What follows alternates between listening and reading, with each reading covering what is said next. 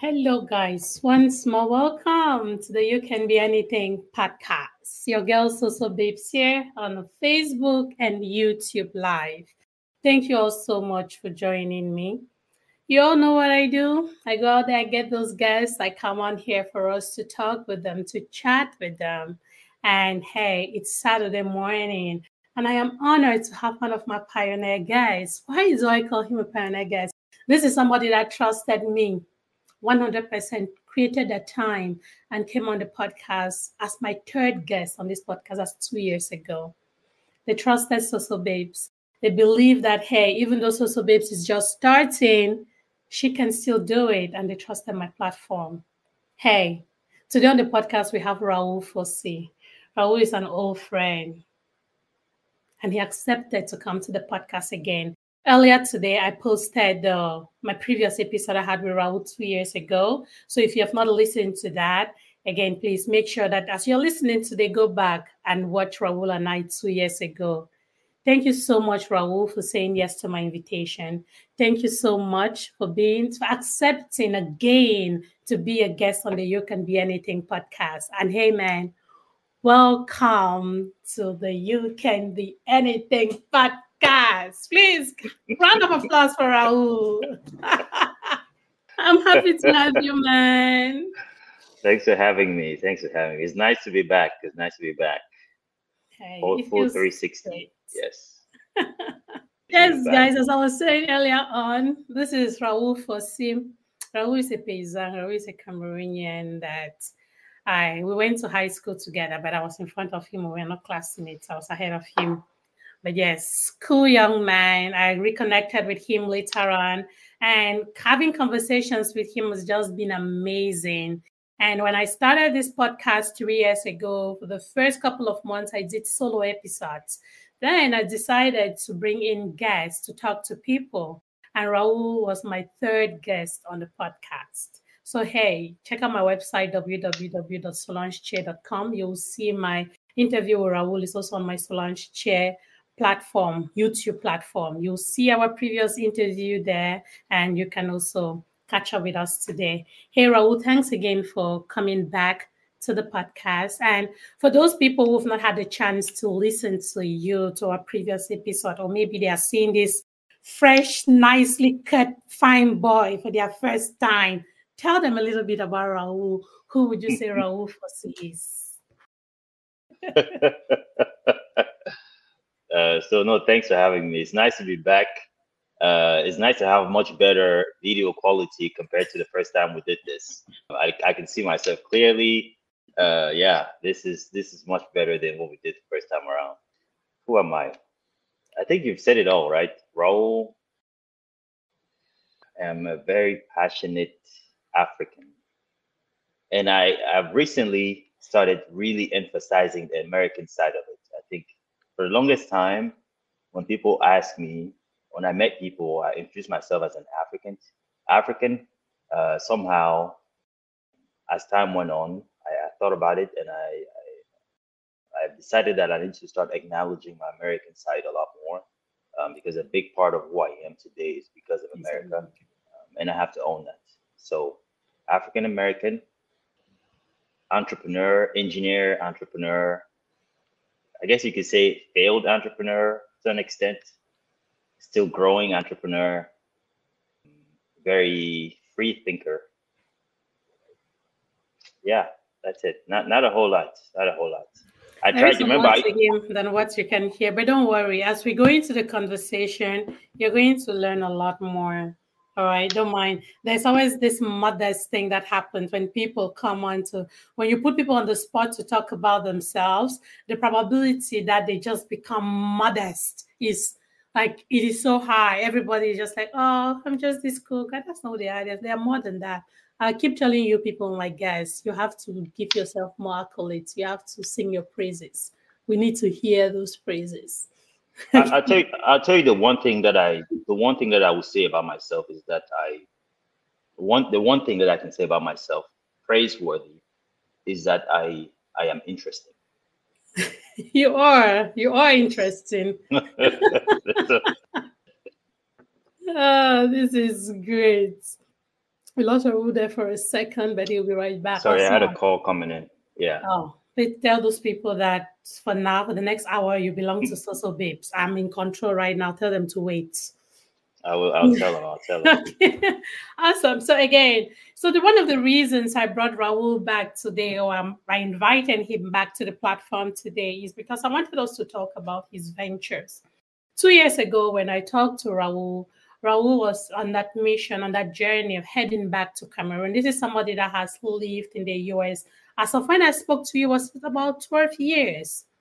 Right. This is somebody that's lived in the US for that long. And at some point, he decided to say, hey, what he calls in his 10 rules of life, giving back. Right. He decided to go back home. He decided to go back to Cameroon, not just go back to Cameroon to go sit in his parents' home, but he decided to go back to Cameroon as an entrepreneur. If you're listening to him, you would have probably heard him describe himself as a field entrepreneur, which is what I don't agree with. I look at it as a lesson on the journey. Right. So Raoul is a founder. He owned the company Skyview Solutions. And before we go into Skyview, because most of our conversation, the conversation we had last time, Raoul, was centered about you as a person and also centered about around Skyview. So for those who are watching us today, please tell them a little bit about your concept. What was this Skyview solution concept about? What was the problem you identified in the market, and how were you going to solve this problem? Yes. So first of all, I agree with you. The term failed is not appropriate. It's not failed. It's just entrepreneurship, right? And part of entrepreneurship is that journey, is ups and downs. So that's what it is. Being an entrepreneurship is a lot of trial and error. Yep. So Skyview, yeah. So Skyview was a big project. It started, that has evolved over time a lot. Started with drones, drone technology, construction industry, eventually developed into software development solution for the construction industry. So I think a lot of people that know about Skyview know the app that we built and launched in Cameroon, in a couple of other African countries. So it was an evolution. It was an evolution. At the time, the vision was really to serve a purpose, a specific purpose, to resolve a specific problem that we have in Africa, which is that a lot of people building homes or managing construction projects don't have visibility. And so sometimes they get duped or they get fed wrong information about how the progress is, the project is advancing. And we wanted to give people the ability to access their job site from wherever they are. And we built an application that did just that, and was actually pretty successful when we launched it. So that's what it was about. Yeah, and the reason Skyview intrigued me, again, I'm someone I love to think a little bit. So I love to venture into the things that are not my everyday. And when I heard of drones before, I used to wonder, what do these things do? I remember when I spoke to Raoul about drones, when he was telling me about what a drone can do. And since then, I've definitely gotten better. I have met other people who are doing amazing, taking amazing landscape pictures with drones and stuff. And I was like, whoa, Raoul was actually the first person who really break down this whole drones thing with me. And I did feel that it was a great project because there are a lot of people, we speak to people every day, people who are venturing, people who want to build back home, people who are complaining, oh, I invested back home and I cannot see my return on investment, right? You have people who say, hey, I sent money back home, I'm building a house, and by the time I went back home, nothing was there. That's just because they do not have a means to keep tab with what is happening or how far the construction workers or the construction company. And that's why Skyview, the solution that you're bringing up with Skyview, that's why it intrigued me. That's why I was like, hey, this is a beautiful project. This is something that people need, not only in Cameroon, but across Africa, especially those who live in the diaspora, an opportunity to travel back home often while they are working on a project. Now, when you talk about Skyview, you kind of refer to it as worse. What's up? What's up with Skyview? Okay, so I think for the past year, I haven't really communicated much on Skyview, and I'm sure a lot of people are wondering, like, hey, where is Skyview? How's it doing? So for now, as of end of 2020, as early 2022, no, as of early 2023, I actually scaled down Skyview completely.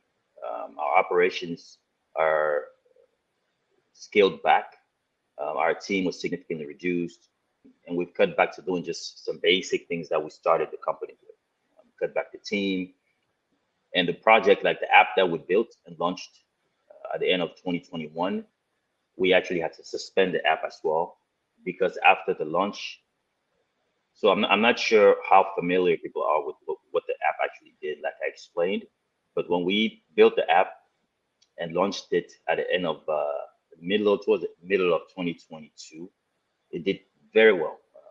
Good returns. We had actually had a lot of projects. I think the first 2 or 3 months of the app, we had about 60 projects on the app. Wow. And again, it was designed specifically really to serve the market. But as the app started doing really well, we realized that our software or a program, the design of the app wasn't robust enough to handle all the volume that it needed. And it started, the app started having issues. Started crashing. And yes, and we had anticipated that we were going to have to. We knew that the app was just like what's the term? It's kind of a pilot app. Like it was supposed to just be working. What's the term for it? So you put in like a beta form to test it and make sure that it worked before you open it. But did you open it to the public already? Was it open to the public? Yes, we did. Oh, yes, it was. Yes, it was. We opened it to the public, and it did very well. Within 2 months, we had, like I said, we had 60 projects on the app, and a lot of good feedback. But then, as we got more and more projects, and we started having more and more issues, we had to start reaching out to external resources to support with the program. Yeah, work with some teams in India and stuff like that. But we did not have enough money to support the maintenance and the really to open up the skill. Make the app more robust. And really quickly, we got overwhelmed with the amount of work and money that it required to keep it going. Ultimately, we knew we needed to rebuild the app altogether. What we did was a working prototype. That's what it was. It was a working prototype. Yeah. We knew that, hey, we needed to launch it, but to go from the working prototype to the actual app is something that we were not able to do both financially and technically. And before we know it, we were drowning in just financial stress, and then customer stress and stuff like that. And I decided to pull the trigger on the app and suspend it. And it's been suspended since then. Wow. One of the reasons, again, there's a ton of reasons why I'm talking to Raoul today. And one of them is his willingness to talk about his challenges as someone who decided to pack his bags after testing the American dream to go back to Douala, to go back to Cameroon. And one of the reasons, again, I keep telling you one of the reasons, there's a ton of those reasons I'm talking to him today because of his openness. And we just hear him talk about this app and the whole Skyview solution and how they got overwhelmed with the numbers. Again, based on my little IT knowledge, is just probably the skill that the app was built to support. Probably a lot more people got on there that they had built their scalability. Yeah. So again, of course, it will crash. And of course, you're going to need more maintenance, and maintenance is not cheap, right? And thinking about this, when I talked to you 2 years ago, you were looking for investors. You had opened up and said, hey, one of the challenges or one of the mistakes you made as an entrepreneur was you felt like you could do this on your own. At that time, 2 years ago, that was one of the challenges you talked about, like one of the errors, the mistakes you brought out, right? And so on that show that day, you did open up and say, hey, you're open to investors. And I would say that as a result of probably kicking this off with like Raoul alone, like doing this, like, hey, this is my business, this is my project, I'm not sure how much funds you had. And that is probably why when you face this challenge, you were financially not stable enough to take care of it, which is what I want you to talk about. There are a lot of people out here who want to do stuff. They have great ideas. They want to indulge in different kinds of businesses. There's a ton of different business problems out there that many of us have solutions to. I want you to talk a little bit about your experience wanting to do this by yourself and opening up your business idea to the public for investors to come in. Please share your experience a little bit on that.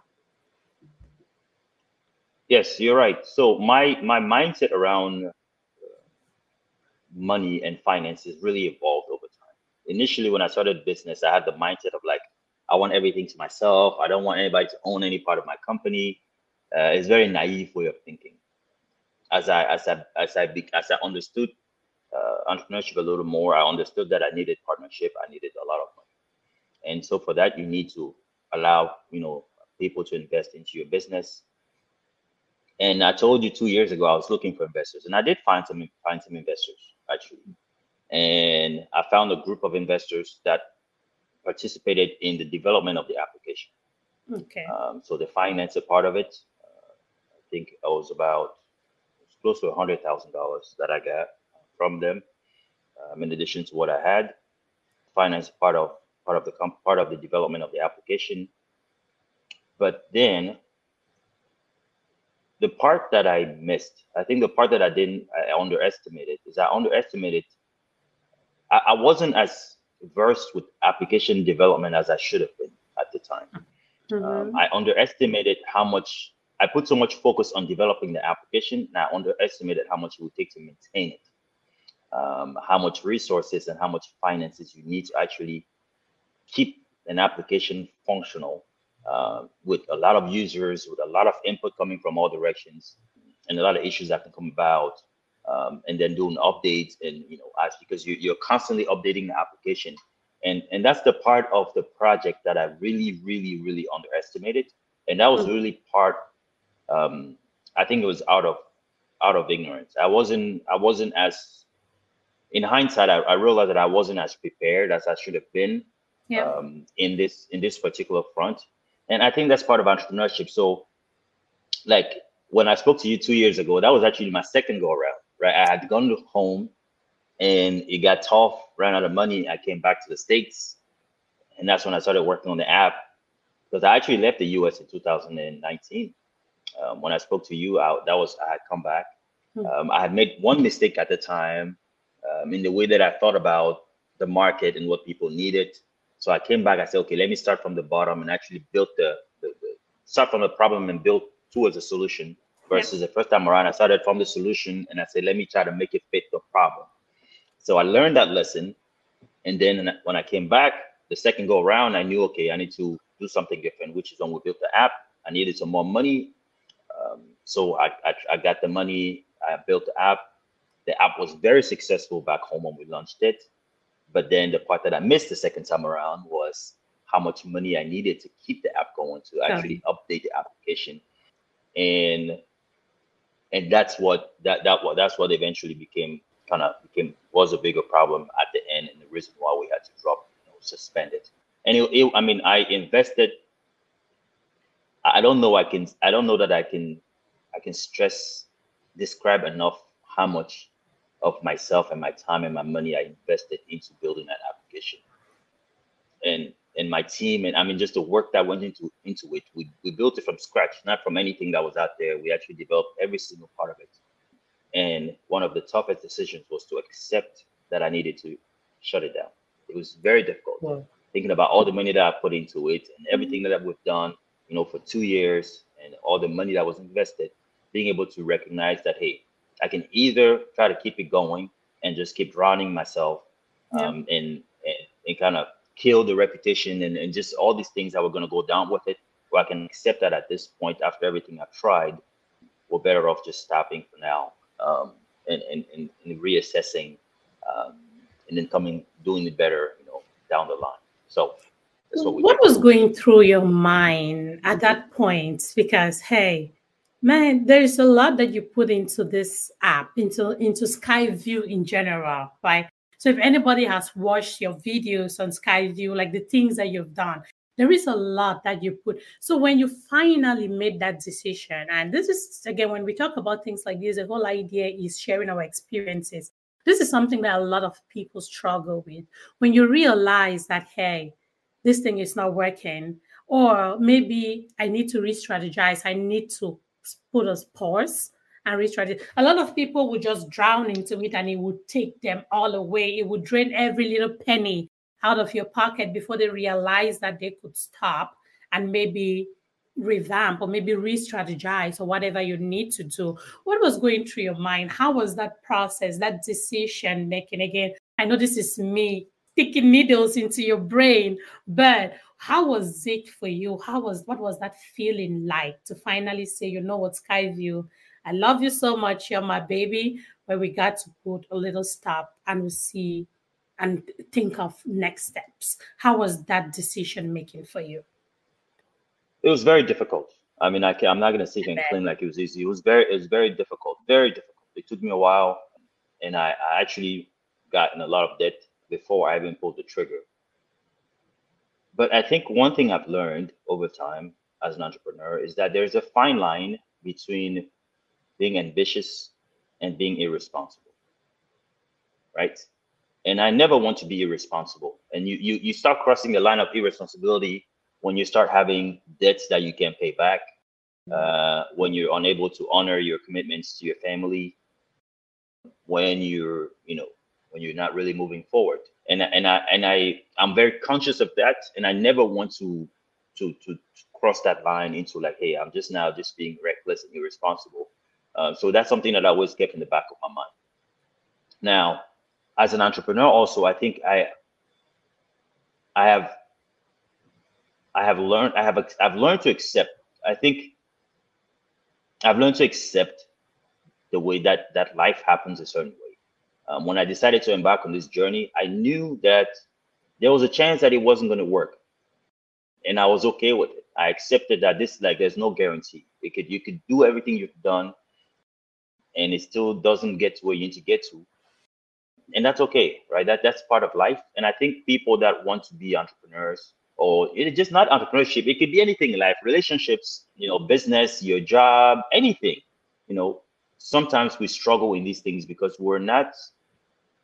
we expect perfection. We expect things to always work out, but they don't always. And we have, and that's why I told you it was important for me to have a conversation around the things that didn't work out. Because you remember you called me, I think we talked a year ago or maybe a year and a half ago, and you were like, yeah, just when I was launching the app and things are going really well, and you were like, hey, and I want you to come and talk about how things are going. I told you, wait, I think let's launch it and see how it goes. A few months from now, we can have a conversation on, how it actually went.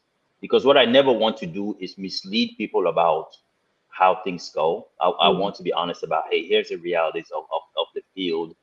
And that way people have a better idea if ever they want to do something similar. So again, it was a tough decision for you, guaranteed.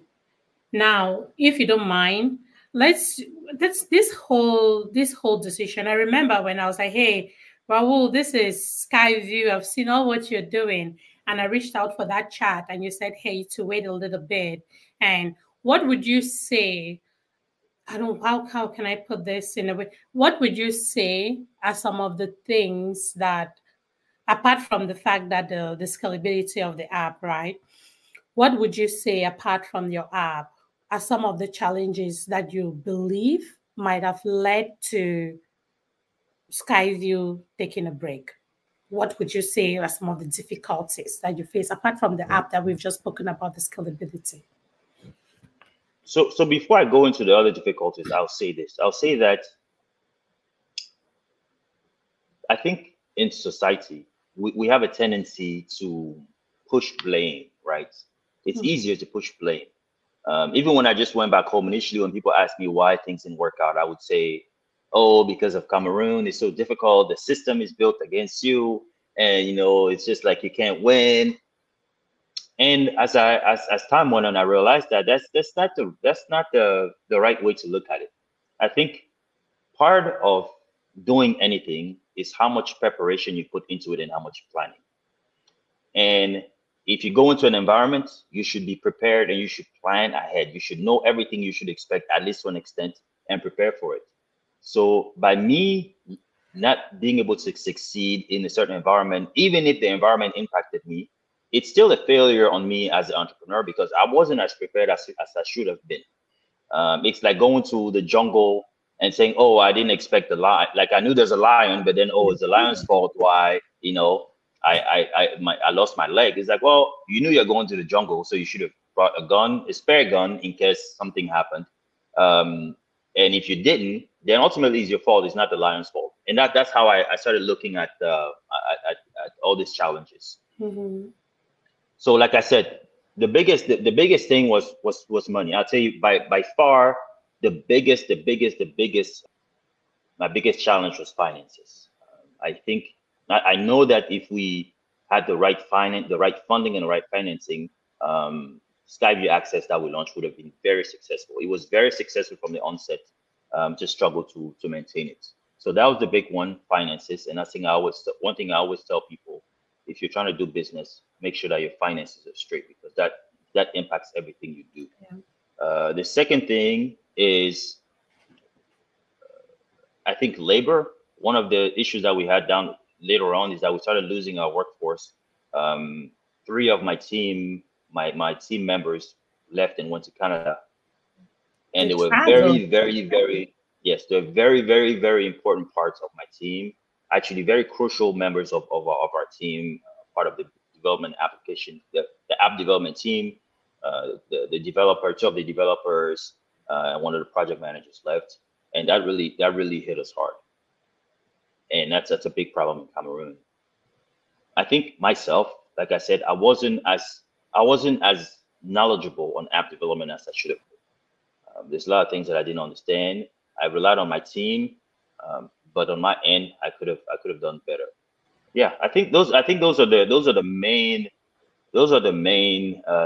things that held us back. So talking in the perspective of someone who has that, a lot of people do like, hey, there is brain drain. Hey, go back to Cameroon, go back to Africa, go back to Nigeria, Ghana, Botswana, wherever it is. There is always that shout. There are those people who come to say, hey, don't come and stay here, go back. They themselves are not thinking about it. They come and they put their heads out, they shout it, and they go back because they themselves are not even ready to do it. A lot of people are scared. And I said this during my last interview with you 2 years ago. A lot of people are scared. A lot of people are thinking about it. I believe that a lot of people have that desire, that will to do it, but they are so scared of what they're going to meet out there, right?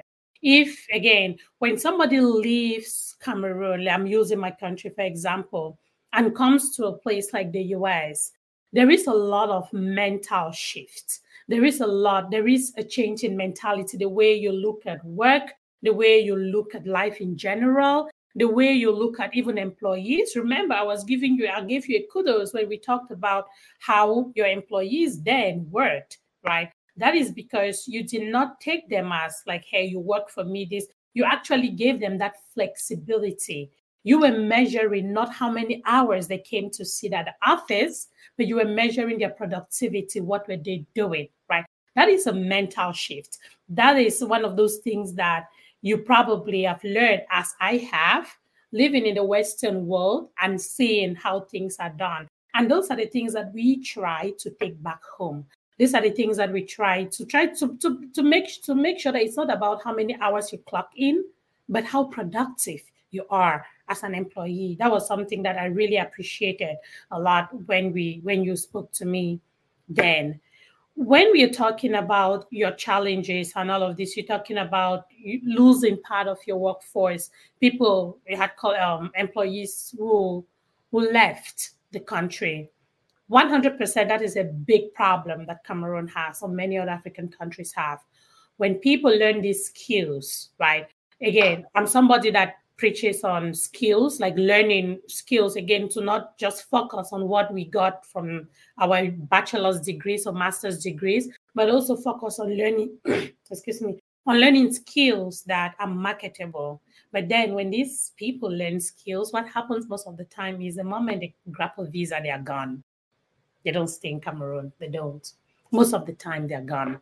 Right. And I'm happy to hear that that's one of you're sharing that as one of the challenges. Again, it's not a happy situation, but bringing it up as one of the things that you experience. Of course, I do appreciate how you talk about it. Now, business in Cameroon as an entrepreneur, packing your bags, going back to Cameroon, will you venture that again? Would you ever call me again to say, so I'd go me back for PE? Is that something that you're thinking of doing again? I know you've done it, you went, had your experiences, had your challenges, and you came back. Are you thinking of doing that again? Or are you working towards something like that again? Yes, absolutely. Actually, that's why I tell people all the time, doing business, not just business, like whatever you do in life, it has to be part of a certain vision, right? You have to have direction or certain vision about that drives your decisions. And I'm very passionate about just Africa. I could stay in America and make a pretty good living, like I always have. But I think I'm at a point in my life now where I don't define success by money, right? I define success by impact. And so everything that has happened so far has been learning, as difficult as it's been, and it's been very difficult. I speak here and I smile today, but last year was a very difficult year for me, very very difficult on every level. But that didn't take away from my vision, which is to be back home and to help drive change, to help bring about whatever I can, what contribution I can contribute to making things better. So it's not now I have to match my other goals to it right now. So I'm not going to go back this year or next year because I need to settle down a little bit and get my stability, get a little more stability under me. Get like we talked about, get a family, get a couple more kids before I can do all this craziness. But my plan hasn't changed. It's just that I have, through my initial experiences, I have learned a lot about how to go about it and how to go about it in a more sustainable way, right? So now, as I'm working on the plan to go back some few years from now, I am clearer on how I need to go about it to make sure that I can sustain it, the things that I need to learn, the other areas that I want to venture in, and I'm an entrepreneur at heart, so it's not just Skyview. I probably have at least 5 other projects in my mind that I like to get into, and one Skyview was more IT. I have a lot of projects around food processing, food transformation that I like to implement, and that's actually my domain, the area which I work in America. So again, I have a lot of other projects that I like to put in place, and that's definitely happening in these coming years. It's just that now I will approach it differently, tapping into some of the knowledge that I acquired, starting with the other stuff that I did. And one thing that I would like to add to that is that I think it's important that people understand this. Like you talked about going back home and doing business. There are different types of businesses, right? So there's certain that are a little more complex where you're trying to create things. There are things that are a little more standard where you're, buying and selling. So different types of business. But whatever the case is, I think before you get into business in Cameroon, I said this during the first interview and I say it again, you have to ask yourself why you want to do it, right? Yeah. You have to ask yourself why, because it's a very important question, and ask yourself if you have how comfortable you are with losing money. Because some people just don't have what it takes to be an entrepreneur, because emotionally and mentally it could really hurt you. Yeah, it could really drain you if you don't have what it takes, and it's not just for everyone. So it's a very important thing that people need to be aware of, and I think you can be successful without being an entrepreneur. This notion that everyone has to have a side business or this, I think that's ridiculous. I think we're all different. Some people can be entrepreneurs, some cannot be, and you can be just as successful, or if not even more successful, than people that have businesses with your career or other things like that. So. Yeah, it's all the concept of not everything is for everybody, right? People can do a variety of things. So when you come out here to talk about things, it's just like when I come to talk about tech. Not everybody can do tech. Not everybody is not for everyone. So we put it out there, and if the shoe fits, you pick it up. But you can't go around forcing people to become something that they don't want to become, because it's not even going to work, right? And I was thinking about something while you were talking, and your measure for success. That is very impressive. So you, if you don't have money, Raoul, if you don't get money, who will even look at you as a successful man? And when you talk, sometimes you sound like you're a young man, and you're talking about measuring success with impact and not how much is in your bank account. That is growth. I bet you that is another level of growth, because to most of us out here, success to us is how much money I have. It's what kind of car I drive. It's the kind of house I live in, right? That is how, maybe I'm not exaggerating, but 90% of people think that success is based on what you can show of the outside. What can you show? What do you bring to the table and stuff like that, right? This is you talking about success. You've gotten to the level where you no longer measure success by those things, but by impact. Raoul, when did you grow? So let's be clear about something. I'm not saying I don't like money.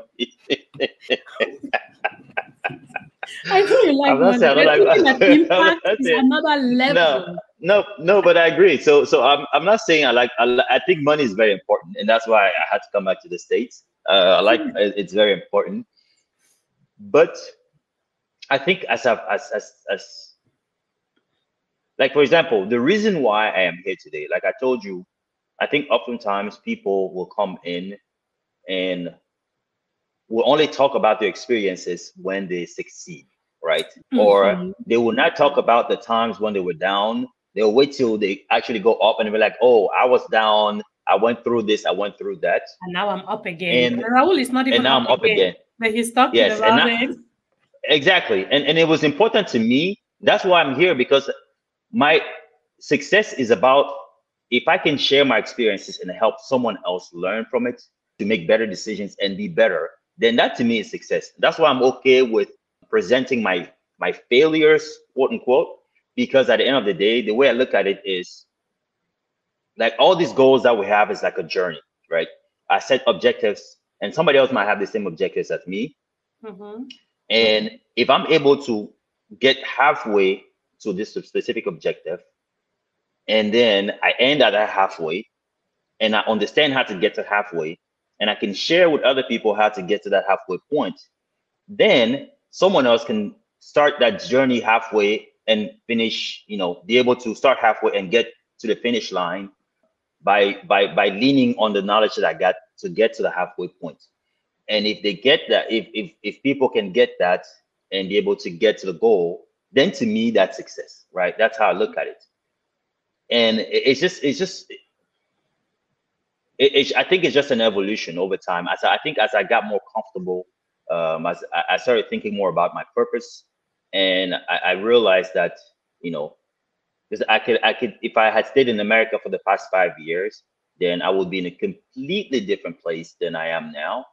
But again, the things that I did and the impact that I had on the people that have been around, that have been a part of it, has been tremendous. If I could go back, I would do the exact same thing.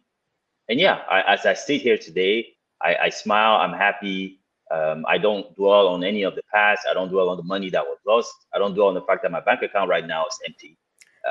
I just, No, you cannot be saying your bank account is empty when we are hoping to find you a wife now. Come on. How did those girls are going to run away? You can see. How can you say on a live show that your bank account is empty when I'm hoping to find you a babe? No, but it's the truth. Run away. But here's one thing I'll tell you. and this is very important, is that I think oftentimes in life we define ourselves by things, right?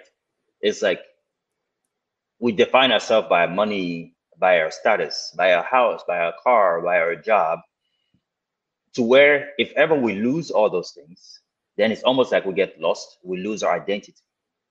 And that's very dangerous because when it happens, people just get lost. And so I really, really do not define myself by those. Now, when I meet people, I'm comfortable with being who I am. And if someone judges me by my finances right now or whatever the case may be, then that's okay. But I don't, that's just not how I define myself. And I'm okay with, I'm okay with the perception that comes with it. Oh, Raoul FossI. This guy is an interesting man. Like, he is an interesting man. Very sweet guy to talk to. And each time I talk to him, I'm always like, okay, what is he up to this time around? And some time ago, we talked about him hosting. I love the way he sounds on mic when I listen to him talk. So he has the voice. So I was like, hey, man, you have an amazing voice to listen to. And he was like, hey, Solange, I'm thinking of starting a podcast. I'm like, yes, go. And finally, he started, right? So his first episodes, the first episodes of his podcast will be going live. There are a lot of people who have reached out to me about starting their own podcast. A lot of people do have shows like this, but those shows don't get to the podcast platforms. And I always encourage people like, hey, put it out there on Apple Podcasts, on all those other things. Put it, even if it's on YouTube. YouTube has a podcast version. I'll just do something. It's good to do the live shows like I'm doing now. So I'm doing a live podcast, a video podcast, and I still have the audio version of it recording as we talk. But then I can remember when Raoul and I started talking about him getting a podcast on his own. I was like, boy, I will listen to your podcast anytime, any day. First, because you have the tone, the baritone. Where is my friend Roy Mama? I wanted her to come in. I think she's busy. I wanted her to join because she gets carried away with your kind of tone, the baritone that just drives her nuts. So I wanted her to come hear you, but I've not seen her join. But again, that's great. Raoul, when we talked last time, again, one of the ways that I have always introduced you is the guy who you have some on, I don't know if realistic ties into Scotland. That is something that you and I are common on. We are not from Saw, but our relationship in Scotland, if we talk about the Saw, somebody will probably think that we have, it's something that is common between you and I, the ties we have with Saw. Right. And we talked about your favorite meal. Again, do you, I know, but again, I know because I'm special. What about the rest of the world knowing what your favorite meal is? It's Kati now. Anybody that knows me should know this. This boy That's likes standard. food. If you want me to visit you, just make some Kati. I'll be there. But yeah. But I've had to open it up now. I've had to open it up because I've almost given up on some people.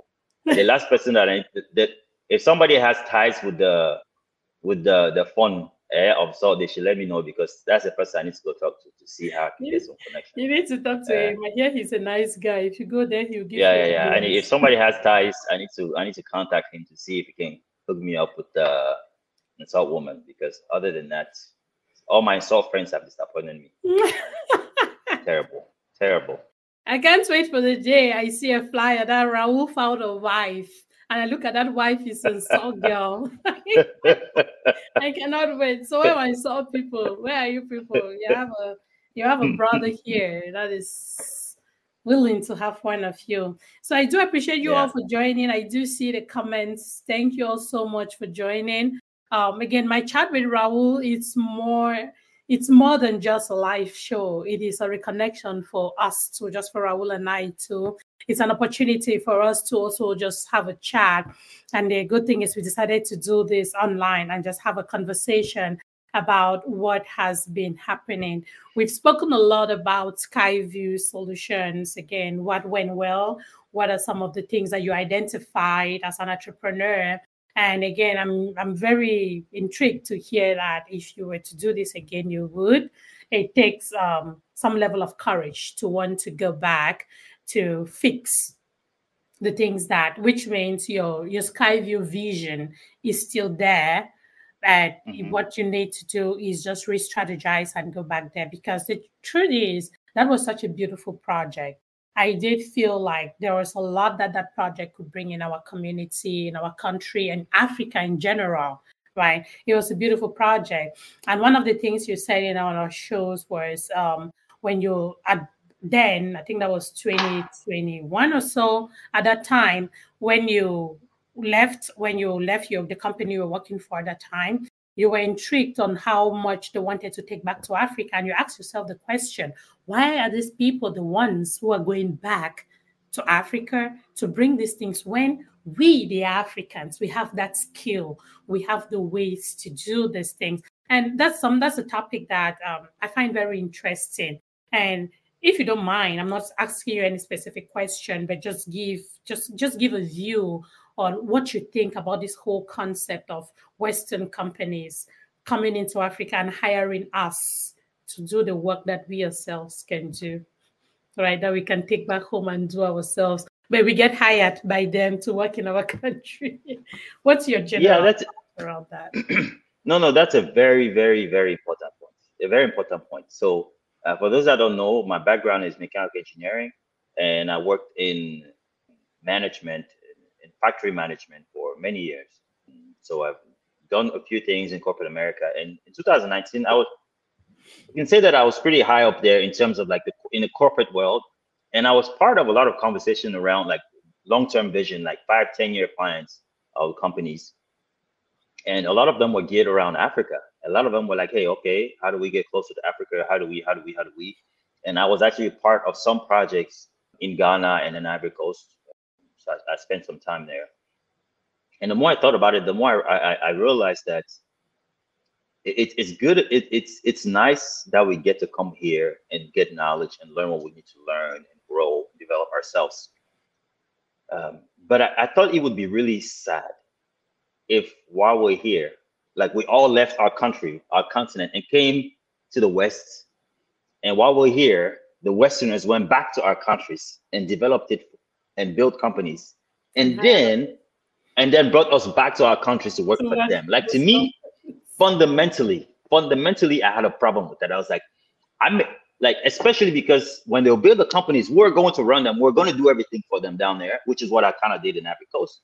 And I always ask myself, like, what would I tell my kids about why, how would I explain to my kids that in our countries, we are intelligent, we have the knowledge, but then we were not able to do these things to where now we have to, a lot of the ownership of what we have, comes from outside. And to me, it was so important that I said, even if I'm not successful, which is a good possibility, I want to try. Yeah. Because at the end of the day, I want to be able to tell my kids, you know what? Here, I saw it. I did my best. I tried to get people to see it too. And maybe we fell short, or maybe not. But ultimately, I think Africans have to be aware of it. If you go to Cameroon now, a lot of the companies, the construction companies, are foreign.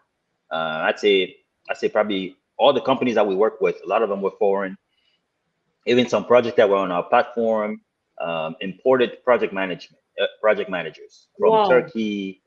Oh, it's insane what you see. They brought in project managers with all the project. Oh yeah. There's a lot, contractors from overseas, companies from overseas. When you go to like the high end side of the bigger projects in Cameroon are led by foreign companies. A lot of the manufacturing plants, the factories in Cameroon are owned by foreign companies, and I think that's something that we just have to be aware of, and we have to take action and say, hey, we have knowledge, we know all these things, we run these companies over here, and all it takes is for us to say, you know what, let's try to do it ourselves back home, because that's really where the future is. And I don't know that enough people, have that mindset and the courage to say, hey, let's try to tackle this, because really the future of Africa, of Cameroon, is going to be built now. So yeah, that's a very important point. That's a scary reality. Like, that is a scary reality. Wow. And to think that sometimes when you talk to Cameroonians, the people who are open-minded investors, right? They tell you about how hard it is to run a business, to invest back in Cameroon. Again, I've not soak my feet in the deep waters of investing in Cameroon. I've tried my own little thing. You talked about integrity when somebody is an entrepreneur, and that is something that I've been burnt a little bit because the people, like you see somebody that you know and you choose to invest in their vision, and you expect that this is again, you know how, like, I'll know you, I'll be like, okay, this is Raoul, this is somebody that I trust, and I choose to invest in your vision. But then 5 6 months down the lane, you go side, you just disappear, right? That is a scare, right? I've been burned twice. A lot of people have been burned multiple times. And I think that that is the big fear. We, again, talking from my own perspective, a lot of people are worried about putting their money because people, one of the things that happens around here, again, when I'm talking, let me use the example of the US. People work really hard around here because US has that opportunity. You can work way more than you can work in Europe, right? You have the opportunity to work a lot more in the US. Yes, people make their money. The truth is that some of the money gets burnt only within the economy based on bills and all of those. But then there are people who still have some that money that they want to invest. Then when you talk to these kinds of people, they'll tell you that, oh, there's nothing to invest in Cameroon. The only thing you can do in Cameroon is just to buy land. If you're not buying land, there is nothing much you can do. And that is coming from a box. And you know one thing with us Cameroonians, if one person thinks like that, the probability that the whole of that state would think like that is this high because we know how to transfer our boxed brains into other people. It's very common. It's my experience. But again, with this general thing, I'm talking from the general, what's your whole conception about living out of the world, making the money, investing? I've always wished that Cameroonians can do like a how do you call that thing? Crowdfunding or something? Crowdfunding. Yeah. I always feel like I have friends, again, not no pun intended, but I have Indian colleagues. And this guy told me about a crowd, like the different, he has done he has funded, like done 3 crowd-funded projects, and they're amazing. What's to be wrong with Cameroonians? If only we could think, because somebody will tell you that I do not have enough money to maybe invest in a construction company in Cameroon, right? I can collect. People are building back home like crazy. We see people, I know at least 5 people who own resorts in Cameroon. Who is building all of these things, right? People they want to have, how do you call it? They want to have, when you're working on something and you want accountability, you get it. But then, I don't know, this is me just spewing out my thoughts, my own tiny little frustration. Somebody who has not even gone back home to invest massively, been burned twice, and I ran off. Like, what's your general thought about this whole investing in Cameroon, since we just talked about these foreign companies are coming into the country? So the first thing that I would say is that, like everything else, there are people that are very dishonest about doing business. And so even when I was in Cameroon, there was a lot of people that came up with projects, some agricultural things, all kinds of things, and then they'll raise money and not do anything. So the first thing I tell people is like, when people come to you with projects, take time and do your homework. And if you're not sure, ask me. I've been involved. I've been around it long enough now where I can typically tell things that make sense. And also, I'll tell people, don't be trying to make a quick buck. Like typically, my dad always told me, he said, if anything sounds too good to be true, then it's most definitely too good to be true. If somebody comes to the project and tells you can give me today, I'll give you 50% return in a year. It's ridiculous. There's no business out there that gives you that much money in return. So don't be trying to make money too fast, because if you try, you're going to lose your money. That's one. The second thing is, I think we have to accept that entrepreneurship, doing business back home, is very difficult.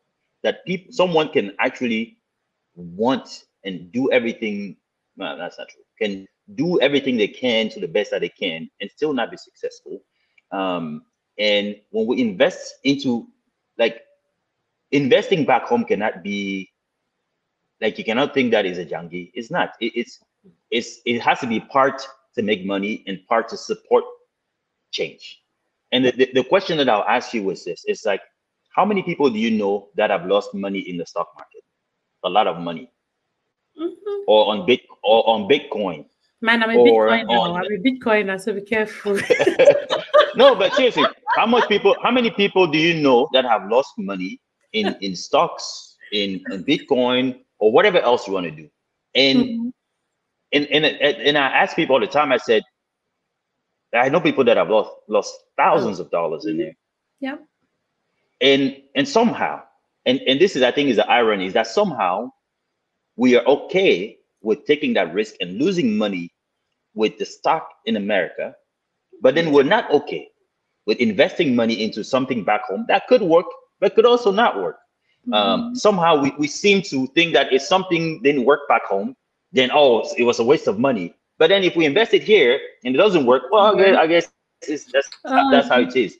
And I think we have to have that paradigm shift in the way that we approach investing back home, because it's no different from anything else. And to me, if I'm going to take a risk in the stock market and be willing to lose that money, then guess what? I'm also okay with taking that risk back home, because at the very least, if I lose the money back home, I know that I tried, I supported a valuable cause that is helping us overall, versus here in the stock market where I'm just feeding into the money machine that's Yep. America, right? Yep. So that's how I look at it. That's true. It's that whole risk factor, right? And you made a comparison that, again, I'm a victim of, and is this whole. I was thinking there is this Nigerian actor. I think it's Ukwa. When countryman do it, or was it when white man do it, thing they go say a new style.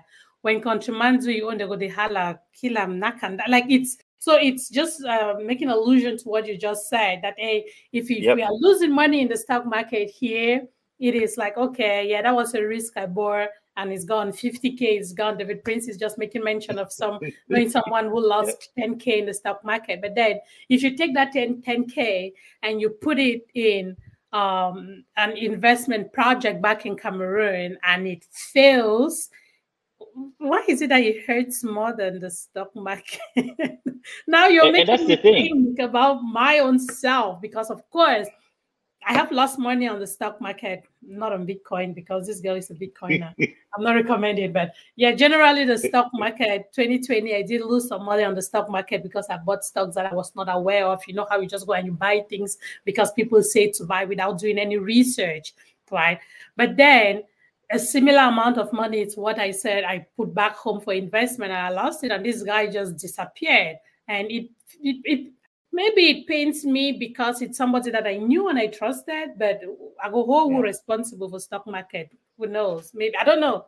I don't know. Maybe And again, yeah, I'm a victim yeah, of and I think, yeah, and I think, when Skyview was doing really well, when I was launching the app, and also one thing that I forgot to mention about, how successful we were, is that we actually got selected, entered into a competition with the app that we built at the end of 2020, in middle of 2022, there was a competition by the U.S. Chamber of Commerce for the best innovation in Africa, and we were selected number one in Central Africa and I think I saw that.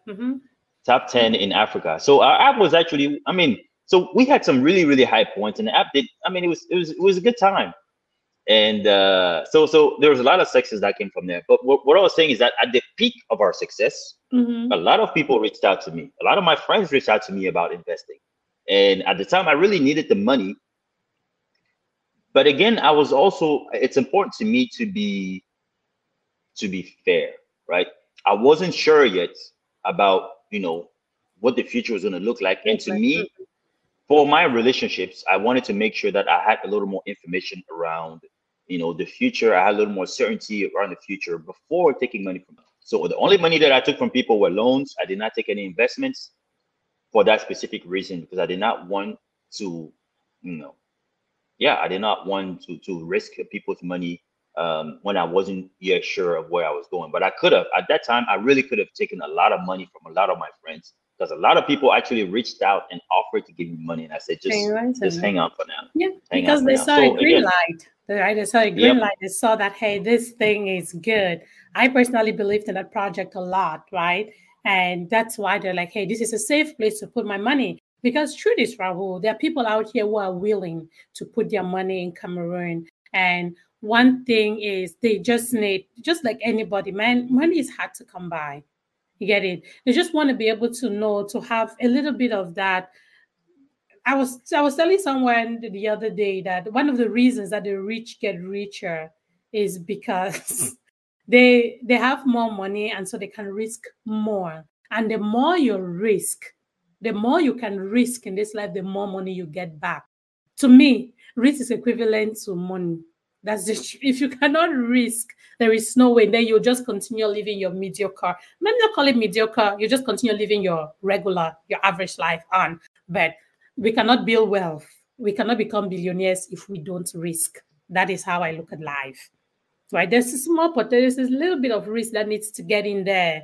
And I would say that looking into this altogether, I still encourage people to find trustworthy projects in Cameroon and invest in, because man, we pack our bags once in a while. Even if you're just going back home on vacation, right? You want to go back home and have a good time. You don't want to go back home and meet it the same way you left it. Again, unfortunately, things have probably gone worse due to the crisis. But again, there is hope that things will get better. A few weeks ago, I was talking to Valerie Etia, and he was talking about an app that he's building, which is something like Uber, to be used in Cameroon and stuff. And I think that that is a beautiful idea. I think that it is amazing. I pray that he faces his challenge. Of course, he has his own challenges going in with that kind of a project in Cameroon. But yes, the project goes live, I think, next month in April, right? I want to hear how it goes. I'm so interested in it. And those are just small things. You want to be able to say, Raoul, you leave Dallas and you get to Yaoundé and you have a ride waiting for you to pick you up to your next location. You can order your ride from wherever. I think it's beautiful. So this, to me, those are some of the things I say when we come out here, we work for these people, we learn these things, we run projects. I'm very mad to hear that they will have a project management role in Cameroon and they'll go hire somebody from abroad. I'm so mad hearing that. But of course, we have to put ourselves out there. We need to be able to do the things we have to do to get out there. Yeah, I can rant about this for another time, but yeah, go ahead. one thing that I want to challenge what you just said though Mhm. is the fact that everybody that we need to that you can't make it without taking risk. I don't agree with that. Even me said, even if I I, say yes to being your wife today, it is a risk. so hang on. Let me tell you. Let me explain to you what I mean. Okay, go So ahead. I think that we have to. I think we have to. The first thing that people have to do is figure out what they're made of. What is it like? We don't have the same predisposition. Someone can take a risk. Someone can lose $100,000, $300,000, and then be here smiling, and then another person will lose 2,000 and die from it. Yes, that's Yeah, beautiful. and That's and and right. and I think that people, I think it's very important that people understand what they are, what they can handle, and be true to yourself. Not just because, again, I think being able to make the most of what you're able to do and do that versus just saying, oh, to be a billionaire I have to do, well, what being a billionaire shouldn't, why is that the goal, right? It should be about being happy, right?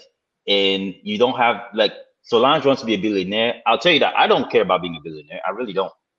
I care about making good money. I care about, living a good life, and raising my kids right and having impact. But I don't care about being a billionaire. And some other people may not, right? And I think I want people to think about what they need to be happy and take just enough risk to get that, rather than just saying, pushing people to take more and more and more risk. Risk And then before you want to hear sustain. someone had a heart attack here because they've lost this or lost that or this and that. And that's it. I think that everybody doing what is true to them creates a balance in society and makes more healthy people. Only you can debunk a point that I put out with so much energy. It can only be you, Raoul. It can only be you. But yes, I definitely agree with that. I definitely agree with that. Taking risks is about how much you can take. Not everybody can take similar. And again, this is me talking today. In 2020, I lost my, how do you call the money, the stimulus check that the American government gave out. I put that on the stock market and I lost mine. I was sick for 3 days. You get it? But today I have built that thing now. Today I'm talking as if I started like this, right? I didn't start like this. So I agree with you. We can only take risk that you can sustain. Not everybody has that heart to lose anything or even to take a risk or anything, right? So yeah. And some people, that's the thing is that some people even, and that's the thing is that taking risk is not so much about whether you win or you lose. Sometimes just the fact of taking risks makes it to where some people can't even sleep because it makes them anxious. It makes them uncomfortable. It makes them really, it's like, for me, it's not worth it. If you're going to take a risk, that's going to make you lower your life quality because you're never sleeping now because you're stressed all the time. Then it may not be worth it for you. And people have to accept it. Don't just do it because everybody's taking risk everywhere and everybody's telling you how you have to take a risk to get this. It's like, forget that. I don't know that that's how we should cannot take risks, and she's watching. I'd rather not call her name, but but I know that she takes risk. And you can be and you can be very successful. I mean, there's this notion, and I think it's becoming like a bug in everybody's ears. Like, oh, you have multiple sources of income to be successful. I think, to me, again, that's my opinion, so people don't get mad. I think that's ridiculous. I think it's ridiculous to say that. I think you can have one career and be very, very good at what you do and live an excellent life without doing other things. So, do you? That's Raoul. Do you? Raoul, we've been talking for an hour, more than an hour now. I promised you that this was going to be an hour show. And hey, I still want to say a big thank you to all of you who have joined us. Thank you to my star senders. I appreciate you so much. And for those of you commenting, talking to Raoul on this live show, it's for me first. Then, because I was looking forward to catching up with him. And I'm so happy that we had this conversation. And again, what's next for you? I know that if you don't mind sharing, I know that you're still, when we talked some time ago, you was, man, you'll think how long, look at how finely cut you are. Look how neatly cut you are. What are you looking for in a woman? Does it have to be in a woman? I'll keep coming to this thing because I still don't understand why you have not got to marry too. But yes, aside from that, you're going to tell us why you're still single. But then aside from the fact that I'm not sure why you're still single as a man, what, again, single is because I've not had marriage or maybe girlfriend, no, I'm talking about marriage. All right. But then aside from that, what next? With Skyview on hold, you're back in the US. Is there anything exciting? Is there anything you want to share with us? No, thanks for having me. Like I told you, I wanted to come on just to get to share my experiences and my challenges, because I think we don't do enough of that. And by not sharing these challenges, sometimes it gives people the impression that, if you work hard all the time, if you keep pushing, you always make it. And I think it's important that people understand that part of life is failure or challenges, and you can do the best that you can and do everything you can possibly do, and it still not be enough. This applies to business, it applies to relationship, it applies to everything. And those things don't define us, right? So if your marriage didn't work, that doesn't make you a failure, or if your business didn't work, that doesn't make you a failure. What matters is that you did your best, and then you learned and you developed and you grew in the process, and you're a better person. And to me, it's important to send that message out there for people in every situation. So when they're facing with these challenges, they don't feel like, hey, if people find out about this, they'll think I failed, they'll think I'm this. It's like, no, that doesn't define me. And also, people wanted to do business, so they understand that you may not like people, like you see a lot of the successes, but you will not see the failures. But there's a lot of it that's happening, and that's Yeah. part of the process. So personal life, again, like you said, one of my biggest challenge over the past few years has been instability. I've been in Cameroon, I've been in the US, I've been up and down, and that really impacted a lot of my personal life. So I decided that I need to settle down. I need to sit my ass down in the US for a little bit and try to rebuild and get back to some stable state, financially, geographically, everything. And part of that, stable state is building another family. So it's still in process. It's a work in process. There's still People nothing should not mind nothing me in the bugging horizon. Raoul. But then, like I said, I'm very passionate about the development of Africa in general. So I'm still working. I have projects till cows come home. So it's stuff that Okay. I'm working on.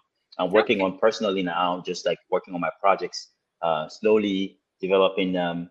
Um, Also trying to gain knowledge in the areas that I felt like I was lacking. So I'm also learning a lot of other things, developing my knowledge in other Okay. areas, such that when I'm ready to go this time, I'll be ready to go.